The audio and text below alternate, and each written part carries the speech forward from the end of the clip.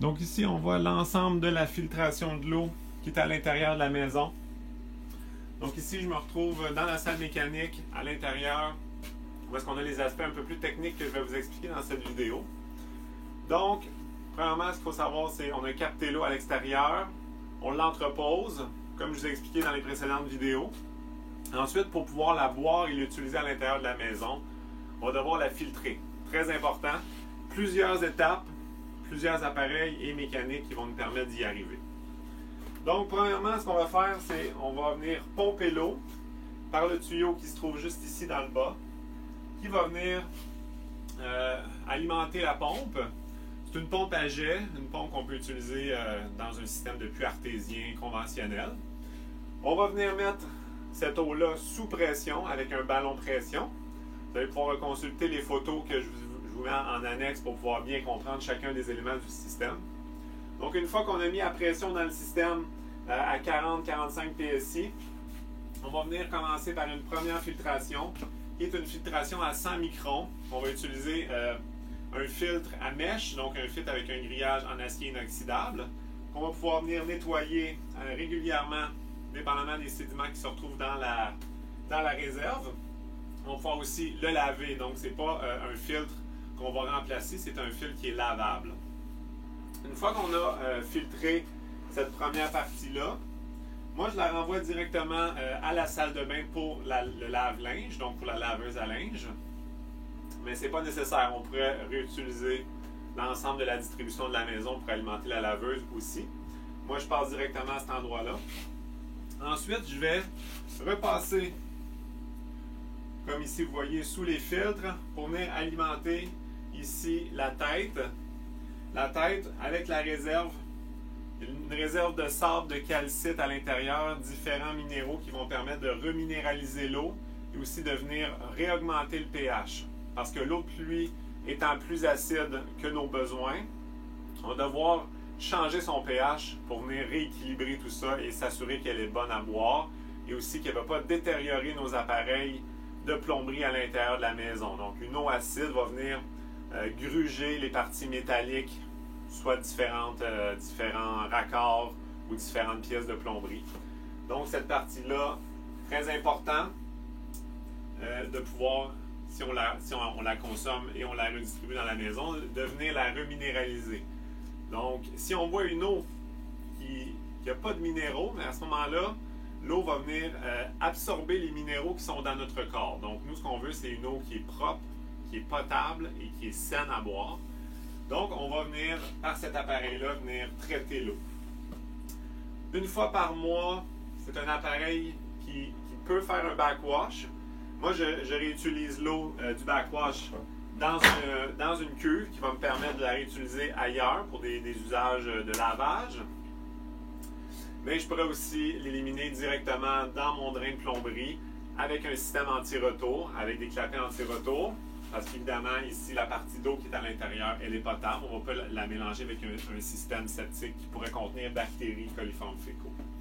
Donc, c'est deux façons de pouvoir gérer le backwash. Le backwash va permettre de bouger le substrat de filtration et de traitement d'eau pour pouvoir, à ce moment-là, libérer certains sédiments qui se sont accumulés aussi à la suite de la filtration. Donc, cet appareil-là va premièrement filtrer et deuxièmement aussi traiter l'eau pour la reminéraliser et rééquilibrer le pH.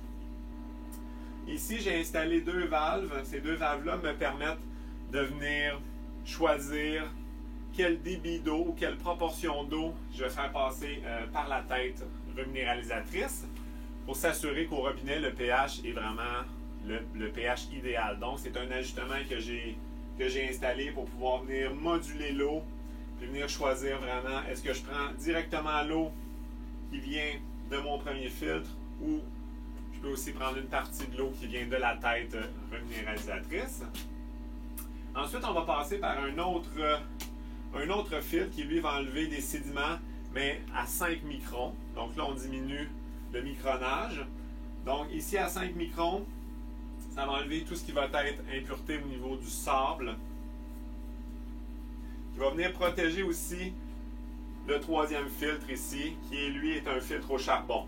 Donc lui, le but du filtre au charbon, c'est vraiment de s'assurer qu'il ne soit pas engorgé ou le moins possible. Lui, c'est un filtre de 10 microns.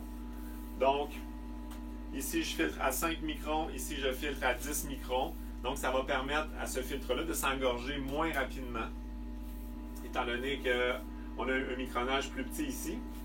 Ce filtre-là, lui, est à remplacer environ aux 6 mois. Tandis que le deuxième filtre ici est à remplacer aux 3 mois. Donc, on voit qu'on a certains systèmes de filtration. Il y en a qui peuvent être lavables, d'autres qui vont être à remplacer. Ici, on a vraiment un filtre qui va être biodégradable aussi, puisqu'il est fait grossièrement de papier assemblé à l'intérieur. Il y en existe aussi d'autres variétés qui sont en styrofoam, dépendamment de ce qui est disponible pour vous dans votre région, selon votre fournisseur. Ensuite, une fois que je vais avoir repassé dans la cartouche de charbon activé, qui va permettre d'enlever métaux lourds, goût de plastique ou odeur de plastique, tout ce qui serait pesticides aussi qui se retrouverait dans l'atmosphère quand la pluie va tomber. Donc là, on vient vraiment dans un traitement d'eau et une filtration qui est encore plus précise, plus raffinée. Ensuite, on va remonter et on va aller à la lampe UV. La lampe UV, ça permet de retirer tout ce qui serait pathologie microbactérienne. Donc, c'est tout simplement une lampe à l'intérieur de laquelle, autour de laquelle l'eau va circuler. Ici, c'est important d'avoir un certain temps d'exposition à la lampe UV pour s'assurer que tout ce qui pourrait être résiduel au niveau de la vie va être géré, va être éliminé et tué. Cette lampe-là, elle, on a un petit minuteur ici. À chaque année, on doit la changer. Ce minuteur-là nous permet de compter le nombre de jours. Puis quand on va arriver à échéance, il va sonner de plus en plus jusqu'à temps qu'on remplace la lampe. Ensuite, une fois que je vais avoir passé par le traitement UV, il va me permettre de la boire. Donc, c'est vraiment l'étape qui rend l'eau potable, qui la rend bonne à boire. Là, je vais repartir dans la distribution de la maison. Et là, à ce moment-là, aller directement au chauffe-eau ou dans les appareils qui nécessitent l'eau froide. Donc, ça fait le tour des systèmes de filtration pour pouvoir vous assurer d'être autonome en eau de pluie, de pouvoir la boire, puis aussi de pouvoir boire une eau qui est saine pour vous en ayant un bon taux de minéraux et aussi un niveau de pH idéal. Donc, on va poursuivre la série de vidéos. On va retourner à l'extérieur pour voir les aménagements qu'on crée, les bassins de rétention d'eau extérieure pour recréer un écosystème plus naturel. Merci à vous!